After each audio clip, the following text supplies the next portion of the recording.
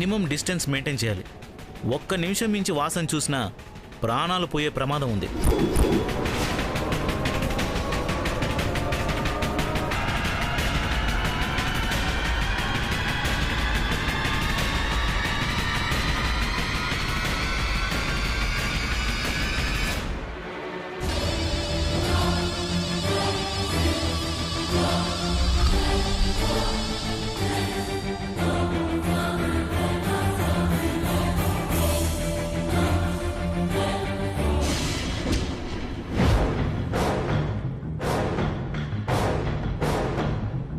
పంతులు గారు, ముగ్గులోకి పూలు కావాలి.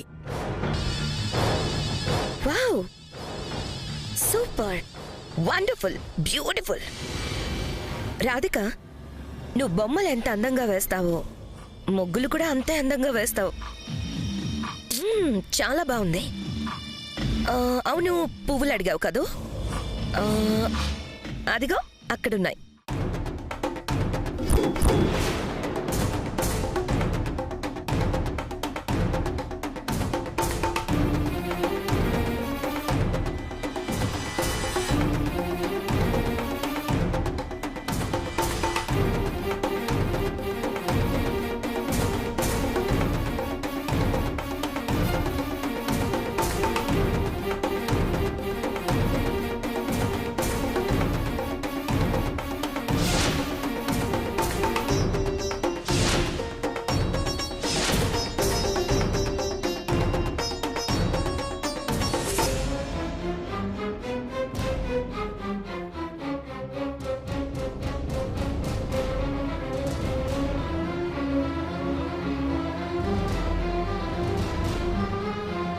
Radhika, you're on the way to God. ఇంకా సేపట్లో నువ్వు ఫినిష్.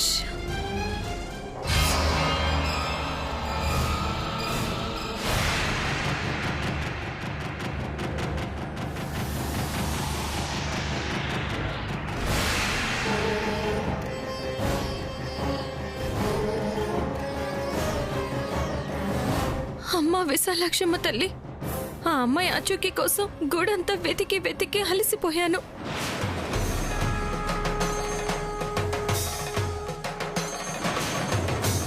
ఆ అమ్మాయిని కాపాడకుండానే ఓడిపోతానేమో అని భయం వేస్తుంది.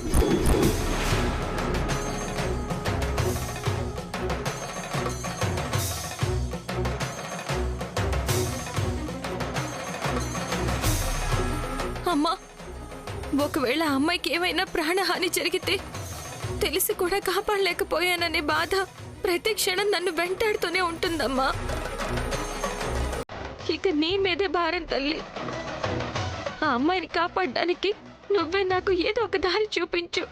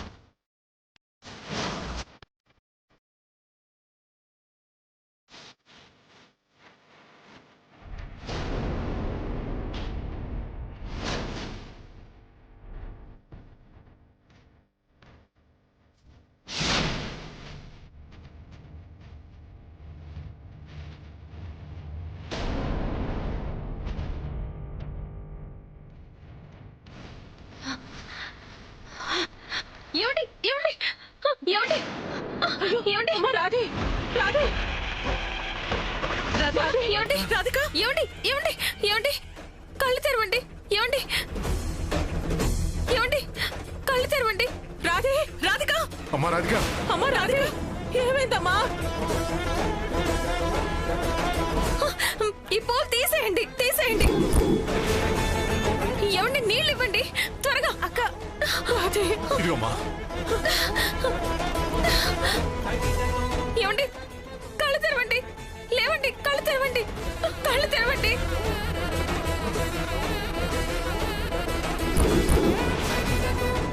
అక్క లేక. అమ్మా రాధే, కళ్ళు తెరవమ్మా. ఏమండి అమ్మా రాధిక. కళ్ళు తెరవండి. మా ఏమైంది? అదే అర్థం కావడం లేదురా. ఉన్నట్టుండి సడన్ గా స్ప్రో కోల్పోయింది. అదేంటి సడన్ గా స్పృహ కోల్పోవడం ఏంటి? తెలీదు. రాధిక. రాధే, అమ్మా రాధిక. రాధే, అమ్మా రాధే, అమ్మ రాధే.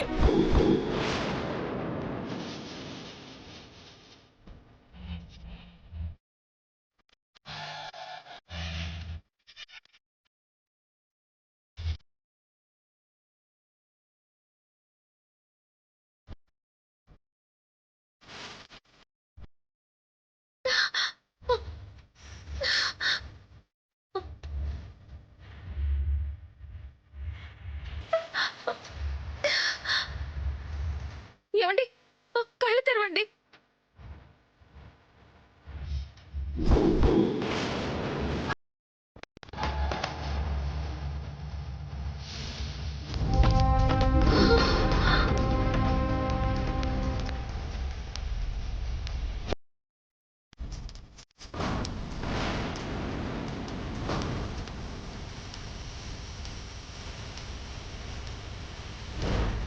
నాకు కళ్ళు కనిపించిన మొగ్గు దగ్గర పడిపోయిన అమ్మాయి, చేతికి పచ్చబొట్టున్న అమ్మాయి ఇద్దరు ఒకటేనా?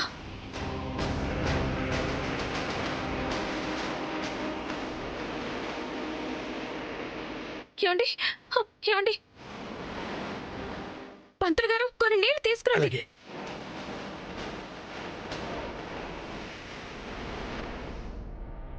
అమ్మా అమ్మా ఇదిగోండి నీళ్లు.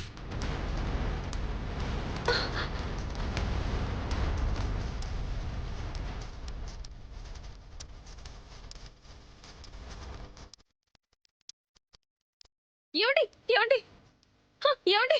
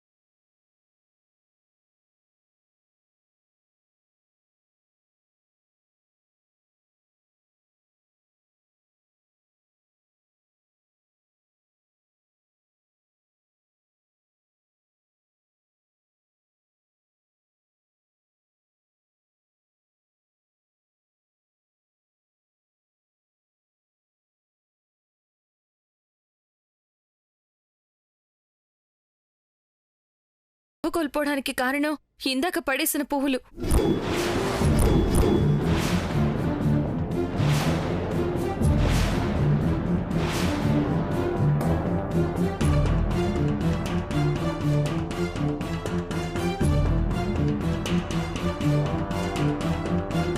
పూల కారణంగా స్పృహ కోల్పోవడం ఏంటమ్మా? అవి విషపు పూలు.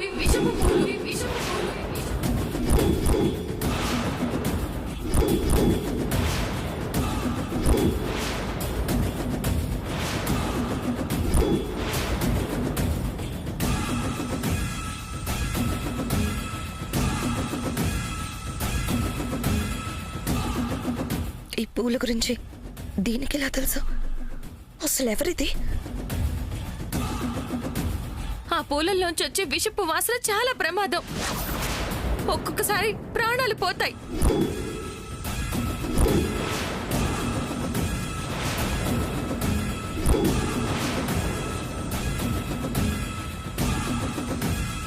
ఇంత కరెక్ట్గా ఎలా చెప్తుంది?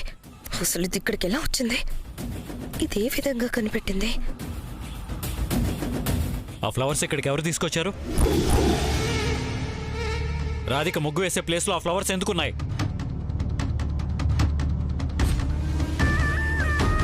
అడుగుతుంటే సమాధానం చెప్పరేంటి? ఆ పువ్వులు ఇక్కడ ఎవరు పెట్టారు? అక్కడ ఉంటే తీసి నేనే ఇచ్చాను కార్తీక్. అదిగో సకల చెప్పింది.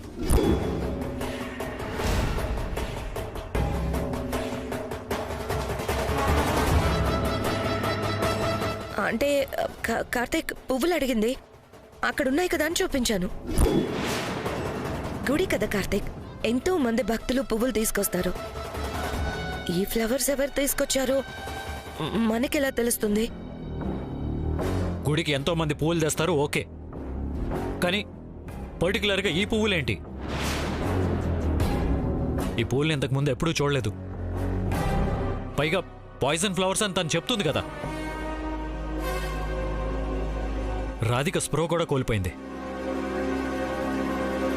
Something is wrong. దీని వెనక ఏదో ప్లాన్ ఉందనిపిస్తుంది. సర్లే కార్తిక్, అయినా ఇప్పుడు రాధికకేం కాలేదు కదా. ఒకవైపు స్వామివారి కళ్యాణంకి టైం అయింది. ఈ టైంలో ఈ విషయం గురించి డిస్కషన్ ఎందుకు? తర్వాత చూసుకుందాం. పూజారి గారు, త్వరగా స్వామివారి కళ్యాణంకి ఏర్పాట్లు చేయండి. అలాగేనమ్మా. నువ్వెవరో కానీ సమయానికి దేవతలా వచ్చి నా కూతురు ప్రాణాల్ని కాపాడావు. లేదంటే ఊహించుకుంటేనే భయంతో.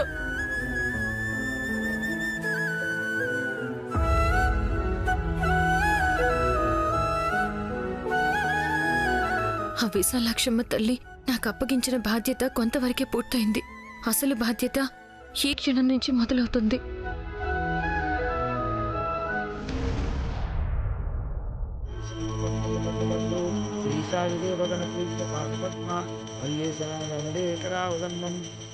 ఓం శ్రీ కార్తికేయ కరుణామృత సూత్రస్య రామాజిగో సంస్కృత విశ్వచిత్తం శిత్వా సోదరాదర కాంతి కాంత్యా వందే సనాతనమదే ఏకరావదనం వందే దేవసేన సమేతస్య సుబ్రహ్మణ్య స్వామినే మంగళం. వల్లి దేవసేన సమేతస్య సుబ్రహ్మణ్య స్వామికి.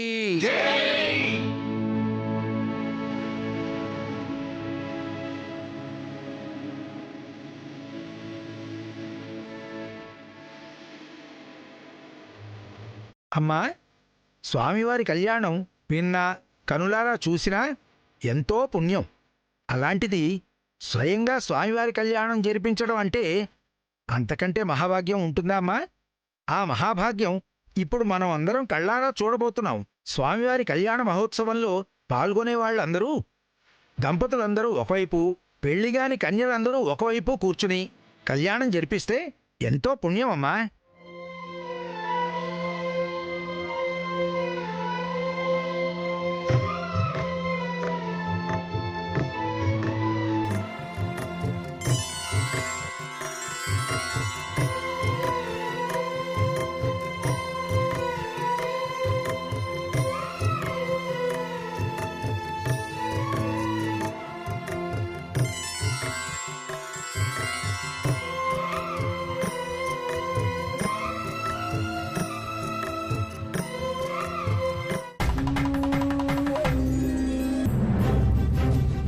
స్వామివారి కళ్యాణం అయిపోయిన వెంటనే రాధికతో నాకొచ్చిన కల గురించి చెప్పాలి.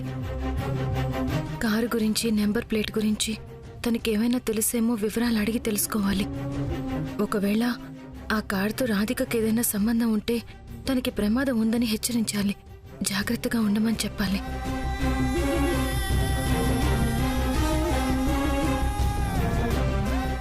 ఇదొచ్చి నా ప్లాన్ చెడగొట్టకుండా ఉండుంటే ఈ పాటిక రాధిక దేవుడెదురుగా కాదు, డైరెక్ట్గా దేవుడి దగ్గరికి వెళ్ళేది.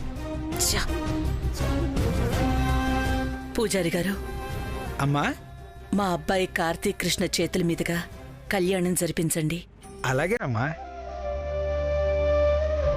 బాబు, మీ శ్రీమతి గారు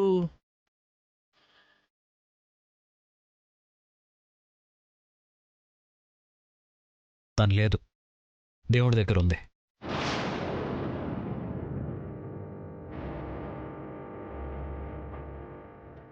బాబు, క్షమించాలి, మరోలా అనుకోకండి.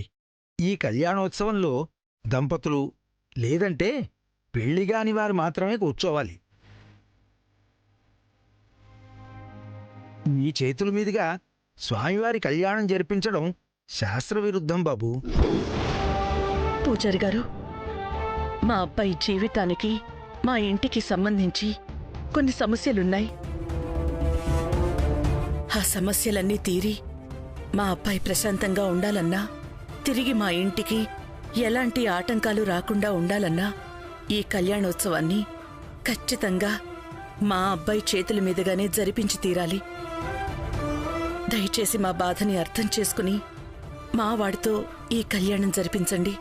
అమ్మా, మీ బాధ నాకు అర్థమవుతోంది, కానీ శాస్త్రవిరుద్ధంగా జరిపించడానికి ఇది ఒప్పుకోదమ్మా. దయచేసి మీరు కూడా అర్థం చేసుకోవాలమ్మా.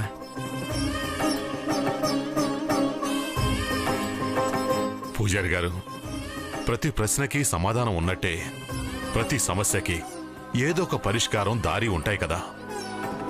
అలాంటి పరిష్కారం ఏదైనా చెప్పండి.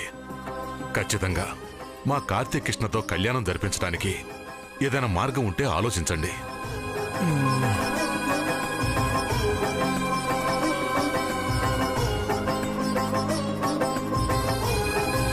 మార్గం అంటే ఒక్కటి ఉందండి. ఏంటి పూజారి గారు అది? ఒకవేళ మీ అబ్బాయి గారికి మరో పెళ్లి చేసుకునే ఉద్దేశం ఉంటే కాబోయే భార్యతో స్వామివారి కళ్యాణం జరిపించవచ్చు.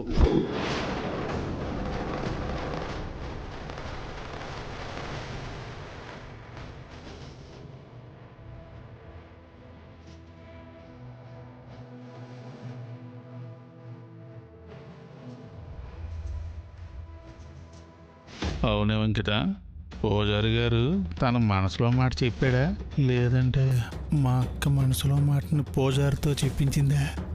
ఉండండి, మీకు డౌట్ వచ్చిందని మీ అక్కను అడిగి చెప్తాను.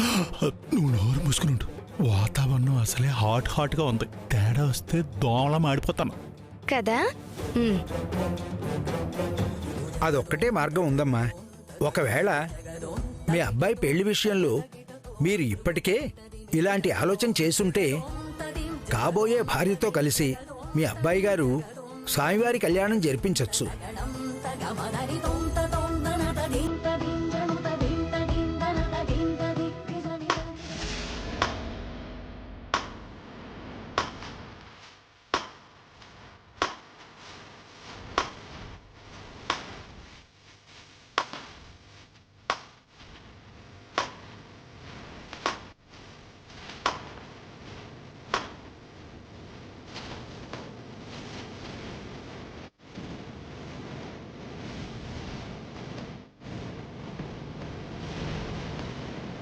ఆహా, ధర్మావతి, నీ బ్రెయినే బ్రెయిను. ఎవ్వరికి డౌట్ రాకుండా మొత్తానికి ఇలా ప్లాన్ చేసావన్నమాట. కాంచనవల్లి, ఏం మాట్లాడుతున్నావు? మాట్లాడడం కాదు ధర్మావతి, నీ తెలివితేటల్ని పొగుడుతున్నాను. అర్జునుడికి కూడా అర్థం కాని పద్మవ్యూహాన్ని సృష్టించినట్టు అసలు ఎవ్వరికీ డౌట్ రాకుండా, అసలు అలాంటి అవకాశమే లేకుండా ఇక్కడికొచ్చి భలే స్కెచ్ వేశావు.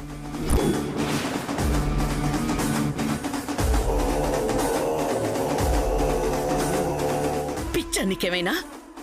అసలేం మాట్లాడుతున్నావో నీకేమైనా అర్థమవుతుందా?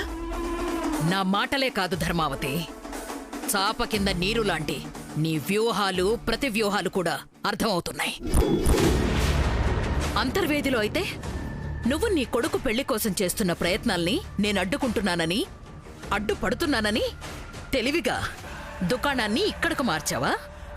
కాంచనా, బుద్ధి లేకుండా మాట్లాడుకో.